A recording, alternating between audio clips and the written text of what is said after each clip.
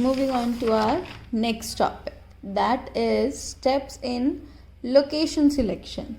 Obviously अब हमारी company, हमारा प्लांट हम सेटअप करने जा रहे हैं, तो लोकेशन की बात कर रहे हैं, तो इसको लोकेशन को सेटअप करने के कुछ मेजर पॉइंट्स हैं, मेजर स्टेप्स हैं जिनको हम फॉलो करते हैं. तो फर्स्ट ऑब्वियसली आ जाएगा हमारे पास डिसाइड करना कि हम अपनी कंपनी, अपना प्लांट डोमेस्टिक मतलब हमारी कंट्री में लगाना चाहते हैं या फिर किसी और कंट्री में लगाना चाहते हैं. अब देखा जाए तो India is very fruitful land for industries और प्लांट्स, बिकॉज यहाँ पे चीप लेबर अवेलेबल है, चीप रिसोर्सेज अवेलेबल हैं. तो हम एज एग्जांपल लेते हैं कि हम अपनी फैक्ट्री इंडिया में सेटअप करना चाहते हैं. Clear. And then second step आ जाता है हमारे पास selection of region. Selection of region का आप एग्जाम्पल ले सकते हैं कि अगर हमने इंडिया को सिलेक्ट किया है तो सिलेक्शन ऑफ रीजन में हम कर सकते हैं कि कौन सी स्टेट में मैं अपनी फैक्ट्री लगाऊं. क्लियर. तो फॉर एग्जांपल हम पंजाब में आते हैं. क्लियर कि मैं इंडिया में अपनी फैक्ट्री लगाना चाहती हूँ और मैं पंजाब को सिलेक्ट करती हूँ. अब वैसे हमें पता है कि due to some political and legal reasons ज़्यादातर फैक्ट्रीज़ पंजाब में सेटअप नहीं हो पाती, बट फॉर एन एग्जांपल हम पंजाब से कंटिन्यू करते हैं. देन हम सिलेक्ट करते हैं अपना कम्युनिटी और locality.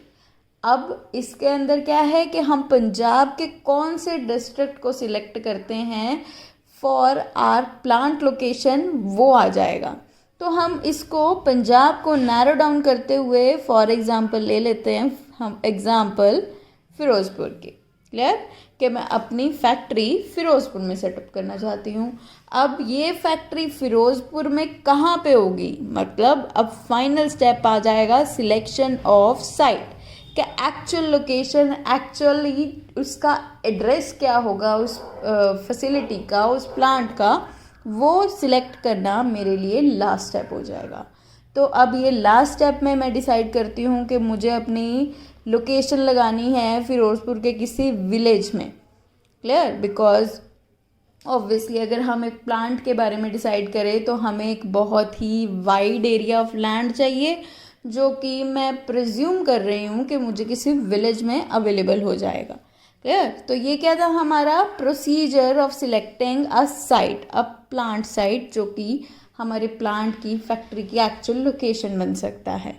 Clear. And then moving on to our next topic, जो कि बड़ा ही इजी सा टॉपिक है, factors influencing the selection of location, के ये सिलेक्ट करते टाइम के कहाँ पर मैंने अपनी फैक्ट्री को सेटअप करना है, उसके लिए कौन कौन से मुझे फैक्टर्स को ध्यान में रखना पड़ेगा. ओके.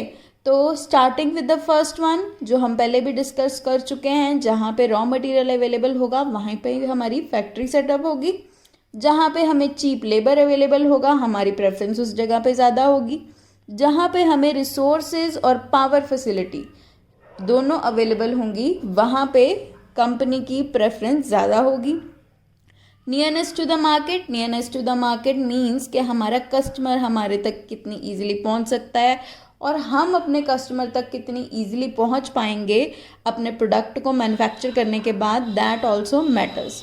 देन नेक्स्ट आ जाता है ट्रांसपोर्टेशन एंड बैंकिंग फैसिलिटीज़, जो ऑब्वियसली आज की डेट में बहुत ही ज़्यादा इंपॉर्टेंट है किसी भी कंपनी को या किसी भी फैक्ट्री को चलाने के लिए.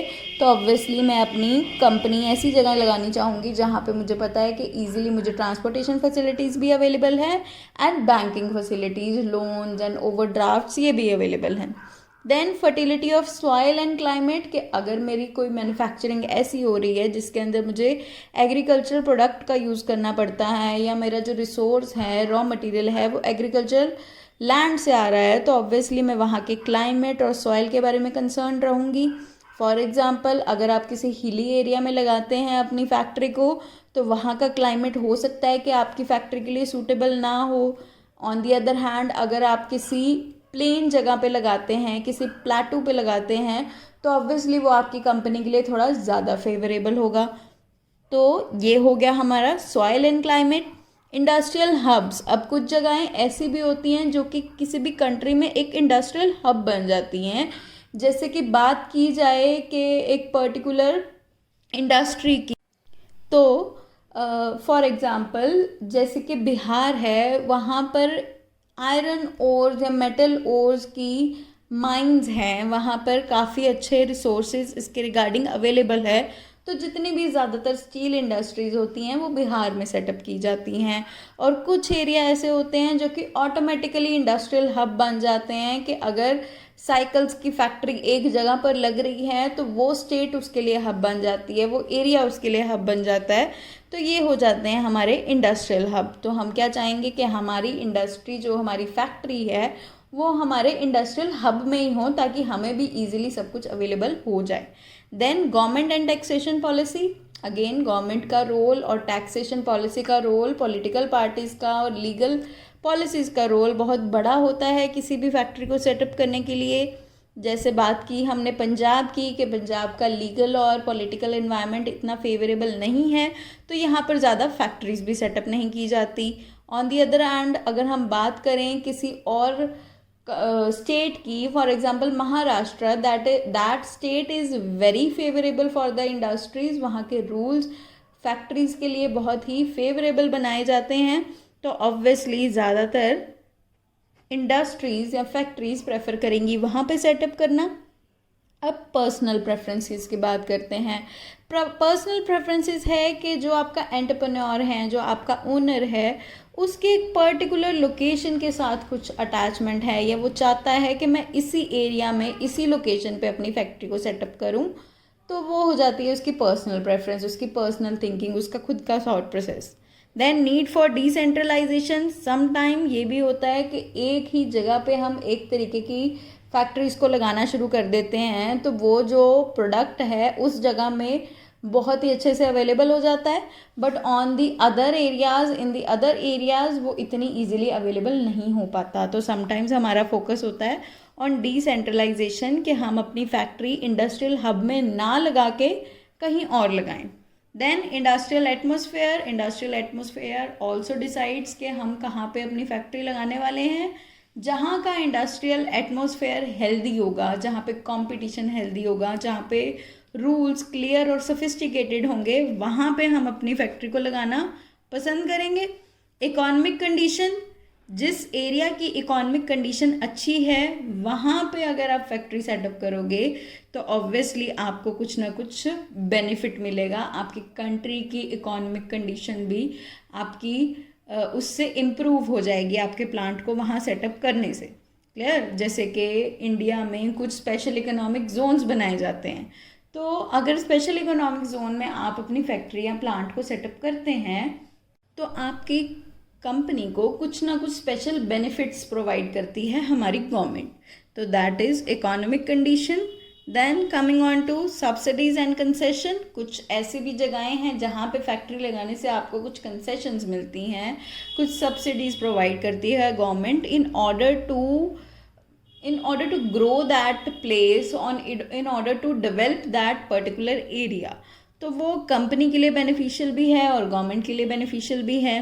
Then civic amenities for workers, obviously आप चाहेंगे कि आपको लेबर इजीली अवेलेबल हो जाए और जो लेबर है वो ऐसी जगह पे काम करना पसंद करेगी जहाँ पे उनके लिए फैसिलिटीज़ या अमेनिटीज़ इजीली अवेलेबल हो।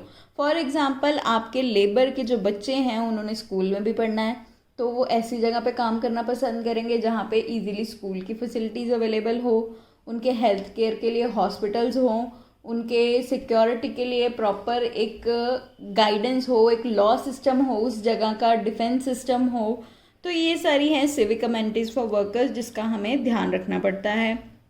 कॉम्प्लीमेंट्री एंड कंपीटिंग इंडस्ट्रीज़, ये भी बहुत बड़ा फैक्टर बन जाता है कि जहाँ पर बहुत ज़्यादा कॉम्पिटिंग इंडस्ट्रीज़ होंगी, जहाँ पे आपके ही जैसी और फैक्ट्रीज लगी होंगी, वहाँ पे आपकी फैक्ट्री को इम्पोर्टेंस हो सकता है थोड़ी कम मिले। But on the other hand जहाँ पे कॉम्प्लीमेंट्री इंडस्ट्रीज़ होंगी, फॉर एग्जांपल अगर आपकी कोई ऑयल माइन है, ऑयल माइन के पास अगर आप अपनी फैक्ट्री लगाते हो तो ऑब्वियसली आपको फ्यूल इजीली अवेलेबल हो जाएगा।